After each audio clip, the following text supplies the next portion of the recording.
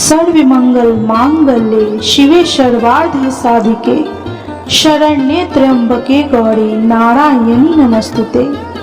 भक्तजनों, बंधुजनों, आप सभी को शारदीय नवरात्रि व्रत की हार्दिक शुभकामनाएं। आप सभी का आपके इस चैनल ब्राह्मण देव कन्या में बहुत बहुत स्वागत है। आज हम इस वीडियो में श्री दुर्गा सप्तशती पाठ के 9वें एवं 10वें अध्याय का श्रवण करेंगे। इससे पहले हमने 8 अध्याय तक का श्रवण किया है। इस वीडियो में 9वें एवं 10वें अध्याय का श्रवण करते हैं। तो चलिए वीडियो शुरू करते हैं। बोलिए जय माता दी, जय माता दी, जय माता दी। मैं अर्धनारीश्वर के श्री विग्रह की निरंतर शरण लेता हूँ। उनका वर्ण बंदूक पुष्प और स्वर्ण के समान रक्त पीत मिश्रित है। वह अपनी भुजाओं में सुंदर अक्षमाला, पाश, अंकुश और वरद मुद्रा धारण करते हैं। अर्धचंद्र उनका आभूषण है तथा वह 3 नेत्रों से सुशोभित हैं। राजा ने कहा, हे भगवान, आपने रक्त बीज के वध से संबंध रखने वाली देवी चरित्र का यह अद्भुत महात्म्य मुझे बतलाया। अब रक्त बीज के मारे जाने पर अत्यंत क्रोध में भरे हुए शुंभ और निशुंभ जो कर्म किया उसे मैं सुनना चाहता हूँ। ऋषि कहते हैं, हे राजन, युद्ध में रक्त बीज तथा अन्य दैत्यों के मारे जाने पर शुंभ और निशुंभ के क्रोध की सीमा न रही। अपनी विशाल सेना इस प्रकार मारी जाती देखे निशुंभ अमर्ष में भरकर देवी की ओर दौड़ा। उसके साथ असुरों की प्रधान सेना थी। उसके आगे पीछे तथा पार्श्व भाग में बड़े बड़े असुर थे जो क्रोध से ओठ चबाते हुए देवी को मार डालने के लिए आए।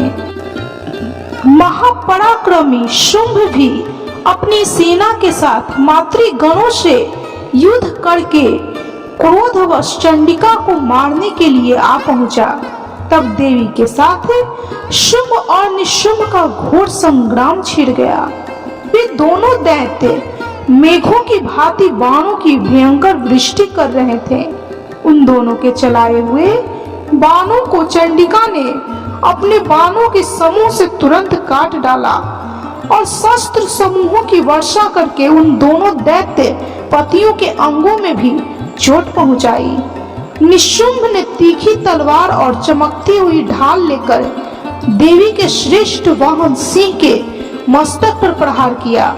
अपने वाहन को चोट पहुंचने पर देवी छुड़प्र नामक बाण से निशुंभ की श्रेष्ठ तलवार तुरंत ही काट डाली और उसकी ढाल भी, जिसमें 8 चांद जड़े हुए थे, खंड खंड कर दिया। ढाल और तलवार के कटे जाने पर उस असुर ने शक्ति चलाई, किंतु सामने आने पर देवी ने चक्र से उसके भी 2 टुकड़े कर दिए। अब तो निशुंभ क्रोध से जल उठा और उस दानव ने देवी को मारने के लिए शूल चलाया, किंतु देवी ने समीप आने पर उसे भी मुक्के मारकर चूर्ण कर दिया। तब उसने गदा घुमाकर चंडी के ऊपर चलाया, परंतु वह भी देवी के त्रिशूल से कटकर भस्म हो गई। तदंतर दैत्यराज निशुंभ को फरसा हाथ में लेकर आते देख देवी ने बाण समूहों से घायल कर धरती पर सुला दिया। उस भयंकर पराक्रमी भाई निशुंभ के धराशायी हो जाने पर शुंभ को बड़ा क्रोध हुआ और अंबिका का वध करने के लिए वह आगे बढ़ा। रथ पर बैठे बैठे ही उत्तम आयुधों से सुशोभित अपनी बड़ी बड़ी 8 अनुपम भुजाओं से समूचे आकाश को ढककर वह अद्भुत शोभा पाने लगा। उसे आते देख देवी ने शंख बजाया और धनुष की प्रत्यंचा का भी अत्यंत दुस्सह शब्द किया। साथ ही अपने घंटे के शब्द से जो समस्त दैत्य सैनिकों का तेज नष्ट करने वाला था, संपूर्ण दिशाओं को व्याप्त कर दिया। तदंतर सिंह ने भी अपनी दहाड़ से, जिसे सुनकर बड़े बड़े गजराजों का महान मद चूर हो जाता था, आकाश, पृथ्वी और 10 दिशाओं को गुंजा दिया।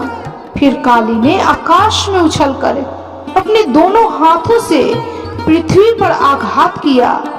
उससे ऐसा भयंकर शब्द हुआ जिससे पहले के सभी शब्द शांत हो गए। तत्पश्चात शिवदूती ने दैत्यों के लिए अमंगलजनक अट्टहास किया। इन शब्दों को सुनकर समस्त असुर थर्रा उठे, किंतु शुंभ को बड़ा क्रोध हुआ। उस समय देवी ने जब शुंभ को लक्ष्य करके कहा, ओ दुरात्मा, खड़ा रह, खड़ा रह, तभी आकाश में खड़े हुए देवता बोल उठे, जय हो, जय हो। शुंभ ने वहां आकर ज्वालाओं से युक्त अत्यंत भयानक शक्ति चलाई। अग्निमय पर्वत के समान आती हुई उस शक्ति को देवी ने बड़े भारी लूके से दूर हटा दिया। उस समय शुंभ के सिंहनाद से तीनों लोग गूंज उठे। हे राजन, उसकी प्रतिध्वनि से वज्रपात के समान भयानक शब्द हुआ, जिसने अन्य सब शब्दों को जीत लिया। शुंभ के चलाए हुए बाणों के देवी ने और देवी के चलाए हुए बाणों को शुंभ ने अपने भयंकर बाणों द्वारा सैकड़ों और हजारों टुकड़े कर दिए। तब क्रोध में भरी हुई चंडिका ने शुंभ को शूल से मारा। उसके आघात से मूर्छित हो वह पृथ्वी पर गिर पड़ा। इतने में ही निशुंभ को चेतना हुई और उसने धनुष हाथ में लेकर बाणों द्वारा देवी काली तथा सिंह को घायल कर डाला। फिर उस दैत्य राज ने 10,000 बाहें बनाकर चक्रों के प्रहार से चंडिका को आच्छादित कर दिया। तब दुर्गम पीड़ा का नाश करने वाली भगवती दुर्गा ने कुपित होकर अपने बाणों से उन चक्रों तथा बाणों को काट गिराया। यह देख निशुंभ दैत्य सेना के साथ चंडिका का वध करने के लिए हाथ में गदा ले बड़ी वेग से दौड़ा। उसके आते ही चंडी ने तीखी धार वाली तलवार से उसकी गदा को शीघ्र ही काट डाला। तब उसने शूल हाथ में ले लिया। देवताओं को पीड़ा देने वाले निशुंभ को शूल हाथ में लिए आते देख चंडिका ने वेग से चलाए हुए अपने शूल से उसकी छाती छेद डाली। शूल से विदीर्ण हो जाने पर उसकी छाती से एक दूसरा महाबली एवं महापराक्रमी पुरुष खड़ी रह कहता हुआ निकला। उस निकलते हुए पुरुष की बात सुनकर देवी ठठाकर हंस पड़ी और खड्ग से उन्होंने उसका मस्तक काट डाला। फिर तो वह पृथ्वी पर गिर पड़ा। तदंतर सिंह अपने दाढ़ों से असुर की गर्दन कुचलकर खाने लगा। यह बड़ा भयंकर दृश्य था। उधर काली तथा शिवदूती ने भी अन्यान्य दैत्यों का भक्षण आरंभ किया। कौमारी की शक्ति से विदीर्ण होकर कितने ही महादैत्य नष्ट हो गए। ब्राह्मणी के मंत्रपूत जल से निस्तेज होकर कितने ही भाग खड़े हुए। कितने ही दैत्य माहेश्वरी के त्रिशूल से छिन्न भिन्न हो धराशायी हो गए। वराही के थुथुन के आघात से कितनों को पृथ्वी पर कुचुमर निकल गया। वैष्णवी ने भी अपने चक्र से दानवों के टुकड़े टुकड़े कर डाले। ऐन्द्री के हाथ से छूटे हुए वज्र से भी कितने ही प्राणों से हाथ धो बैठे। कुछ असुर नष्ट हो गए, कुछ उस महायुद्ध से भाग गए तथा कितने ही काली शिवदूती तथा सिंह के ग्रास बन गए। इस प्रकार श्री मार्कंड पुराण में सावर्णिक मनवंतर की कथा के अंतर्गत देवी महात्म्य में निशुंभ वध नामक 9वां अध्याय संपूर्ण हुआ। तो बोलिए माँ जगदम्बा की जय, माँ दुर्गा की जय, देवी परमेश्वरी की जय, समस्त देवी देवताओं की जय, समस्त मातृगणों की जय। भक्तजनों, बंधुजनों, अब हम इसी वीडियो में 10वें अध्याय का श्रवण करेंगे। तो बोलिए जय माता दी, जय माता दी, जय माता दी। मैं मस्तक पर अर्धचंद्र धारण करने वाली शिव शक्ति स्वरूपा भगवती कामेश्वरी का हृदय में चिंतन करता हूँ। वे तपाए हुए स्वर्ण के समान सुंदर हैं। सूर्य, चंद्रमा और अग्नि, ये ही तीन उनके नेत्र हैं तथा वे अपने मनोहर हाथों में धनुष, बाण, अंकुश, पाश और शूल धारण किए हुए हैं। ऋषि कहते हैं, हे राजन, अपने प्राणों के ऋषि कहते हैं, हे राजन, अपने प्राणों के समान प्यारे भाई निशुंभ को मारा गया देखे तथा सारी सेना का संहार होता जाने शुंभ ने कुपित होकर कहा, दुष्ट दुर्गे, तू बल के अभिमान में आकर झूठ मूठ का घमंड न दिखा। तू बड़ी मानिनी बनी हुई है किंतु दूसरी स्त्रियों के बल का सहारा लेकर लड़ती है।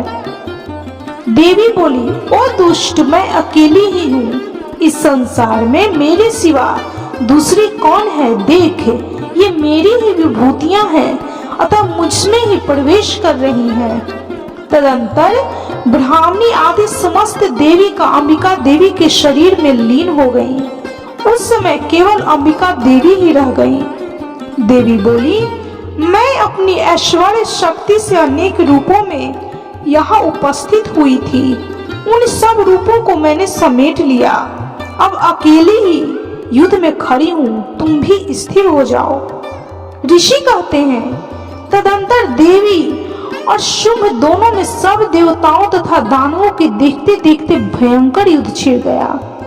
बाणों की वर्षा तथा तीखे शस्त्रों एवं दारुण अस्त्रों के प्रहार के कारण उन दोनों का युद्ध सब लोगों के लिए बड़ा भयंकर प्रतीत हुआ।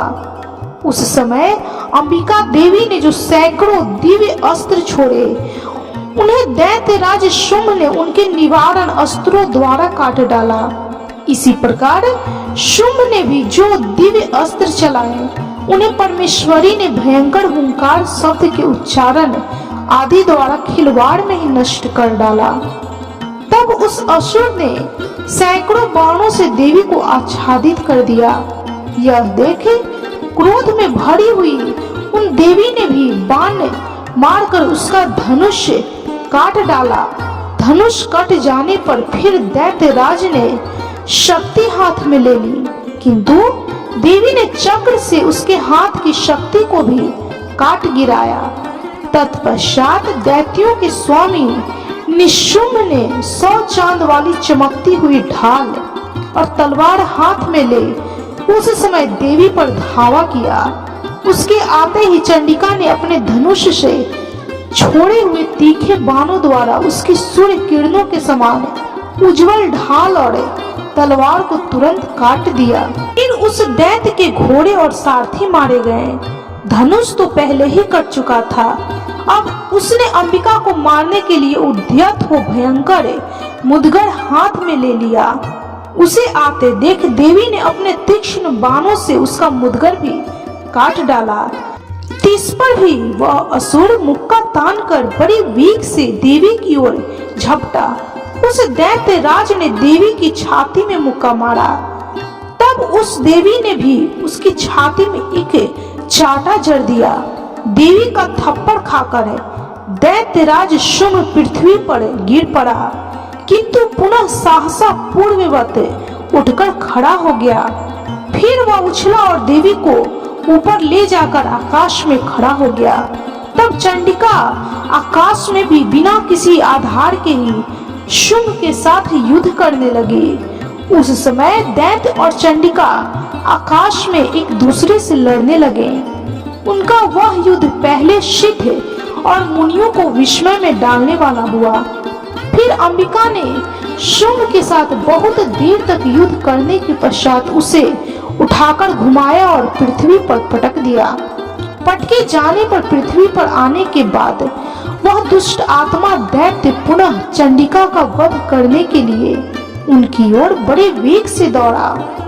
तब समस्त दैत्यों के राजा शुंभ को अपनी ओर आते देख देवी ने त्रिशूल से उसकी छाती छेद कर उसे पृथ्वी पर गिरा दिया।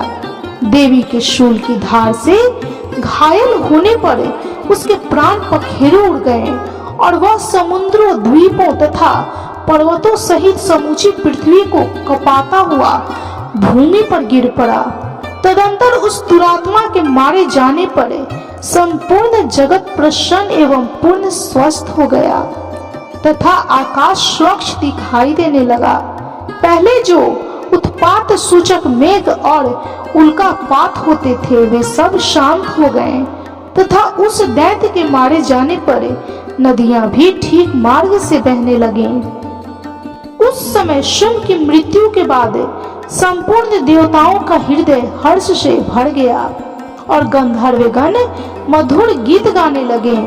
दूसरे गंधर्व बाजे बजाने लगे और अप्सराएं नाचने लगी। पवित्र वायु बहने लगी। सूर्य की प्रभा उत्तम हो गई। अग्निशाला की बुझी हुई आग अपने आप प्रज्वलित हो उठी तथा संपूर्ण दिशाओं के भयंकर शब्द शांत हो गए। इस प्रकार श्री मार्केंड पुराण में सावर्णिक मनवंतर की कथा के अंतर्गत देवी महात्म्य में शुंभ वध नामक 10वां अध्याय भी पूरा हुआ। तो बोलिए माँ चंडिका की जय, माँ दुर्गा की जय, माँ जगदम्बा की जय, माँ शिवदूती की जय, माँ चंडिका की जय, समस्त देवी देवताओं की जय, समस्त मातृगणों की जय। भक्तजनों, बंधुजनों, इस प्रकार इस वीडियो में हमने श्री दुर्गा सप्तशती के 9वें एवं 10वें अध्याय का श्रवण किया। इस कथा को सुनने वाले सभी भक्तों पर माँ जगदम्बा, माँ दुर्गा अपनी कृपा बनाई रखें। उनके जीवन में हो रही दुखों को, आने वाली दुखों को दूर करे। उन्हें सुख, शांति, सौभाग्य, समृद्धिशाली बनाए। उनके घर में पुत्र पौत्र आदि बनी रहे। भक्तजनों, यदि आपको यह वीडियो अच्छी लगी हो तो प्लीज वीडियो को लाइक कीजिए। चैनल पे यदि नए हैं तो कृपया चैनल को सब्सक्राइब कीजिए। बेल आइकन को प्रेस करना बिल्कुल भी ना भूलें।